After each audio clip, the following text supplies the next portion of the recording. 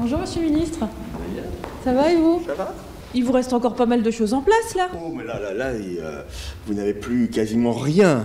On a fait le tri, on a jeté ce qui n'avait aucun intérêt, et tout ce qui avait un intérêt politique, un intérêt historique, est parti aux archives nationales. Dans ce bureau, qu'est-ce que vous avez le droit de reprendre? Rien, sauf mes cadeaux personnels. Les cadeaux de plus de 150 € doivent repartir au niveau de l'État. Je pense qu'un maillot comme ça, même floqué à mon nom, vaut moins de 150 €. Quand on n'est plus ministre, est-ce qu'on va pointer chez Pôle emploi ou qu'est-ce qu'on fait? Vous par exemple, qu'est-ce que vous allez faire après? Alors moi c'est très simple. Moi je vais demander, parce que ça peut être utile, ma réintégration. Moi je suis haut fonctionnaire territorial.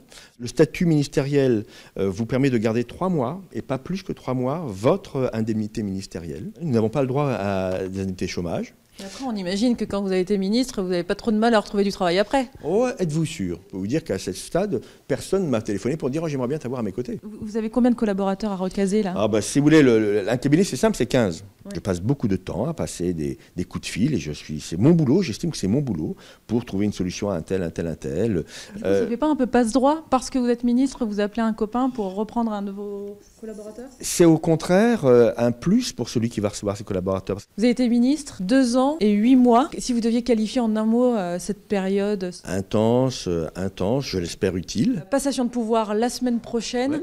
Quel conseil vous avez à donner à votre successeur? C'est moins un conseil que des qualités. Pour être ministre, il faut avoir une santé de fer. Il faut avoir un moral d'acier. Si on est marié ou pacsé, il faut avoir un conjoint en or. Vous voyez, nous sommes sous les ordres de la République. Et moi, je dis qu'on rentre dans les ordres de la République. C'est effectivement une forme de sacerdoce, mais peut-être le plus beau sacerdoce, c'est-à-dire servir son pays.